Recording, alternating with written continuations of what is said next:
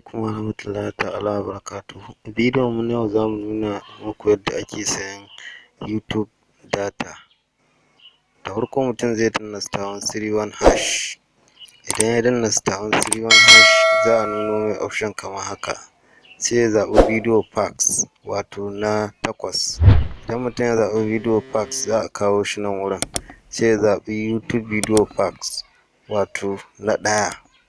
Idan mutum ya yi selecting na 1 wato ya zaɓi na 1, sai ya sending. Idan ya yi sending, za a nuno mai wuri kamar haka. Sai ya zaɓi number 4 wato na 4, 2 GB weekly.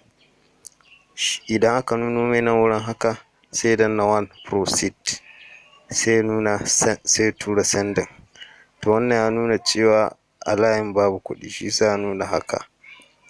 Sannan kuma idan za mu yi checking balance na data, sai mu danna. Amma ya kamata ku san cewa ita wannan data tana amfani daga 11 dare zuwa karfe 6 na safe kawai.